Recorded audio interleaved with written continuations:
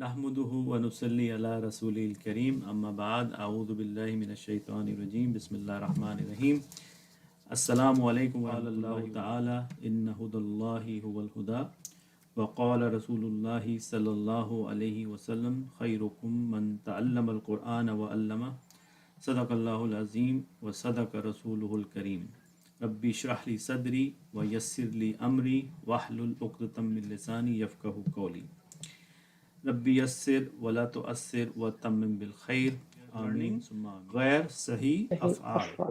What are the meaning of what is the meaning? Like unsound or the defective one. We have the sound one, we have the defective ones. And why are they defective? Because in the root letters we have Hamza, and Hamza could be in the fa position, ain position, and lam position. So anytime in the root letters you encounter a Hamza, your mind right away goes to ghair sahi afwal. Okay. Then in muda'af we have this one where we have the double letter either in the fa position and the lam position, or in the fa position and the ain position, or lam position, ain position or lam position. Agree? Yes. Okay. Then we have mu'tal, and in the mu'tal we are dealing with the weak letters. Now weak verbs compared to weak letters, two different things. So the focus is on the last word, verb versus letters. So letters are waw and ya, and we also consider alif as a weak letter. So we have waw in the fa position, then we have the ya in the fa position, then we have waw in the lam ain, and ya in the ain, and in the lam and lam position. So the one which is in the fa position, whether it's waw or ya, is called misal, and the one in the ain position are called ajwaf, and the lam position is known as naqis. Now how many letters are we dealing with? Waw and ya. We also have something called the two weak letters coming right next to each other, or they have a letter in between, and they are known as lafif. Yeah. Yep. The one situation where they are right next to each other is called makroon, and when there is a letter in between them is called mafruq. Right. Now, if we go another level, we say, okay, waw and ya we're dealing with. So misal wawi and misal yai, ajwaf wawi and ajwaf yai, and what else? And naqis wawi and naqis yai. Yes. And what are we trying to learn? We are learning now that if we encounter a mahmuz, how do we deal with that? And those are defined by the rule of takhfif. Yes. And when we're dealing with muda'af, we are dealing with rule of idgham. Takhfif mean to hide or to hide something, and the idgham is to make merge. Yes. And then we have the rules of ta'lil. So far so good? Yeah. Brother Robert, just wondering if you have shared these tables with us. These one? Yeah, these colorful pages I haven't received, or probably I missed. I don't know if you shared. It's there. It's there. They are It's there there. in the WhatsApp group. Okay. After every class, I believe I have shared Yeah, with you. yeah, it's there. And it's a PowerPoint presentation. So you need to have PowerPoint on your computer to see them. Okay. Okay. And the other thing is, if you don't have the Arabic fonts installed on your computer, you may have trouble seeing them. Okay. So some time ago, I had also provided you the fonts, but I can probably give it to you again. All right. Thank you. Okay. Any question up to this point? No. No. Okay, very good. Is everybody saying no, or is only one or two people saying no? No, we are good. We are okay. Very good. No. Okay. Is that Brother Yaqub? I heard Brother Yaqub. No, it was Brother Javed, I guess. Okay. So if this is good, then we should go to the next level, which means we are going to talk about the rule of takhfif, right? Now, here I went over this slide in a lot of detail last week. So can somebody volunteer to give me a rule about takhfif? What Yes. what information can you give me about fi'l mahmuz and especially fi'l mahmuzul fa? Fa. Fa. Okay. So one point at a time. Maybe somebody can volunteer, or then I would have to take a name. Who Okay, wants to number go? one. Okay. I can go. And we replace each other. Okay, Sister Unaiza, you go ahead. Yes. It's when we are dealing with hamzated words, we are applying the rule of takhfif, and the first thing is to replace hamza with a weak letter, Mm-hmm. and replacement is based on the haraka, Very good. and fatha is for alif. Like when we have for these weak letters, we have different harakas. So alif, fatha is for alif, dhamma is for waw, and Yes. kasra is for ya. MashaAllah. And anything And then else? replace hamza altogether. So you can Very either replace it or you can replace it with a weak letter. Okay, very good. Do you want to continue or you want me to ask Yes, some? sure, I can do that. So, and no change in the past tense. And then for mudare, I mean present or future tense, you only have to do it for Siga 13. Very In good. one of your recording is was saying Siga 13 and 14, but later you corrected it. So I'm Yes, pretty I sure did. it's only 13. It's only 13. Yes, you're right. Yeah. Jazakallah khair. Now, another point, the last point, and then you will get 100 marks, is how many families we are dealing with in this course. There are six. We are doing 6 families altogether, but we are doing for this one, I think 3, and Three then letters. yes, The 3-letter families, which is the yes, Salasi Mujarrad. And what are the yes. name of 6 families? Hasiba, Karuma, Daraba, Mhm. sorry, Daraba, Hasiba, Karuma, Mhm. Fataha, Very good. Nasara, Nasara, Fataha, Nasara, and I think I just missed one. Hasiba, Has- Samia, Karuma. Samia, yes. Very good job. MashaAllah, this is great. And, high marks, 100 out of 100 to Sister Uneza, because she was away, but MashaAllah, she reviewed and she's like, MashaAllah, right on the dot. Now, who wants to break the record for Sister Uneza and give me the rules, even more rules, if you remember anything? Who wants to go next? Brother Ijaz? Okay, Brother Murad, you want to take a shot? Maybe one rule at a time? I'm sorry. Okay, Brother Khurram?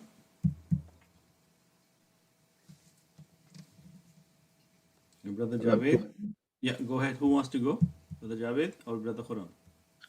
So if you have the 2 hamzas, you make it into the alif with the long alif on the top. Yeah.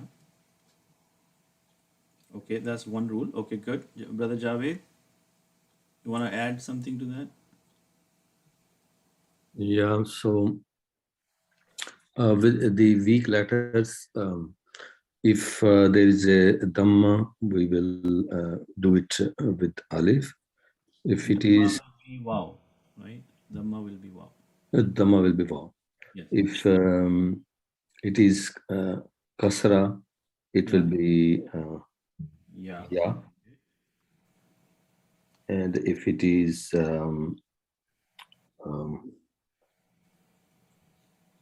Okay. sorry, If it's alif or if it's the fatha, alif.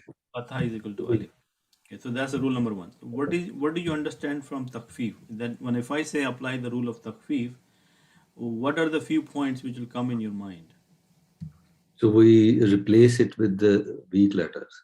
So first you're going to say that we are dealing with mahmuz, Ma- and ma- we are also dealing with mahmuz mahmuzul fa, right? mahmuz al-fa, mahmuz al-an, and mahmuz al-lam. Okay. Jazakallah khair. Sister Nasreen, would you like to give us some feedback on that?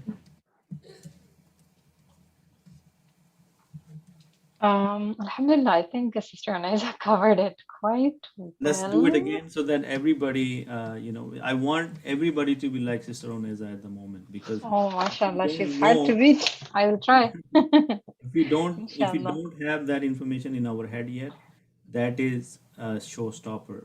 Okay, we Yeah. need to have this, because that is why I went ahead and I give you this slide. Okay, this is the summary of the whole thing you need to know about Mahmud al-Fa as far as this course is concerned. I mean, there are more stuff, but just to keep it simple and basic, this is the bare minimum we wanted to understand. Okay, so can Oh, somebody alhamdulillah. read it? Okay, maybe you can read it for me, inshallah. Okay, all the rules are there on the slide now. Takhfif means hiding, and it's one of the rules of Mahmuz and applied on Mahmuz al-Fa only. The first one is replace Hamza with a weak letter. So it's the replacement is done on the basis of the haraka. Very good. If there is a fatha following the Hamza, then it's replaced with an alif. Very good. And if it's a dhamma, then it's replaced with a waw. If there's a kasra with the Hamza, then following the Hamza, then it's replaced with a ya. Very good. And rule number 2, replacing Hamza all together. Okay. And the Madi pattern, there is no change in the past tense. Okay. And in the Mudari, only Siga number 13 changes.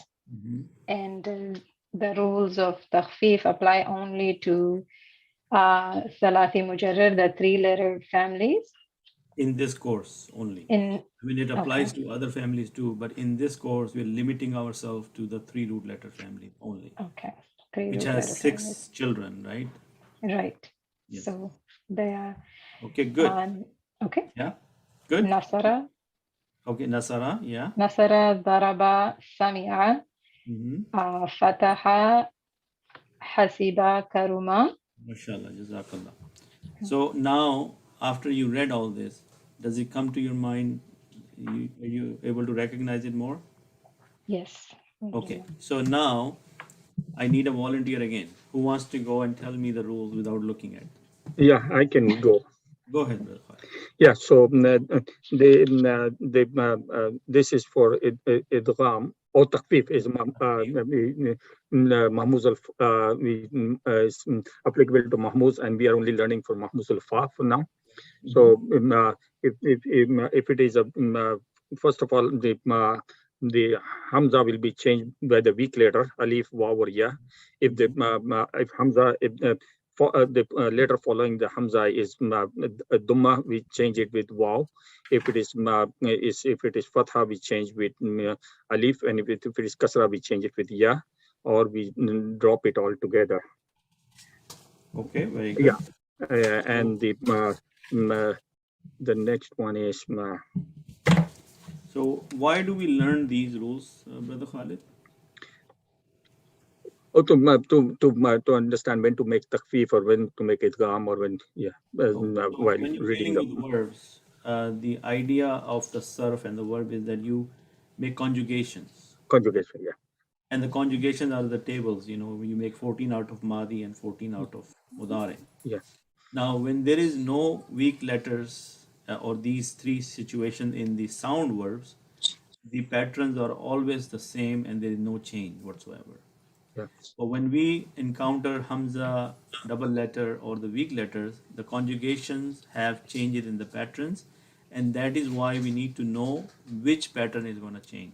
For example, in Takfif, for Fe'l Madi, no change. But in the Fe'l Mudare, only Siga number 13. Second number 13 change.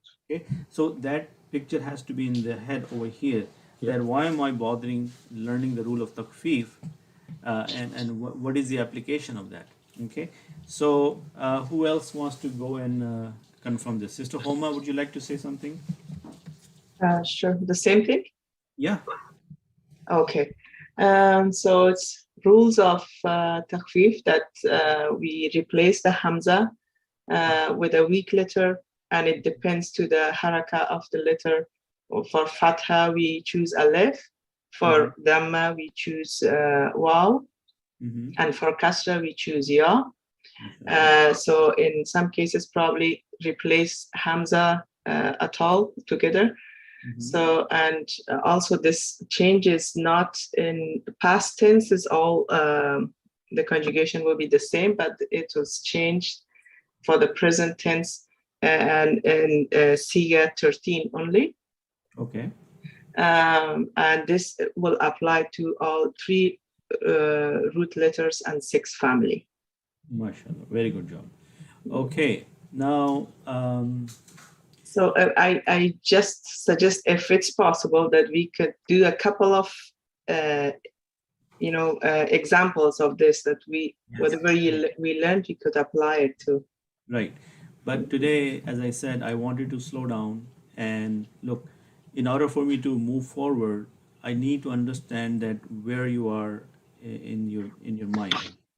And again, you all know this, but if you have for any chance not able to review it, obviously when I ask you, you're gonna be surprised that you thought you knew or you thought you learned it, but it is only a familiarity with the subject, not knowing it by heart. You know what I mean? Yeah. So when I hide this and you're able to answer me, that tells me that this thing is in your mind now and you know it, and that's why you're able to talk about it. And this is the practice I'm trying to do right now together, because this is what I expect you guys to do offline.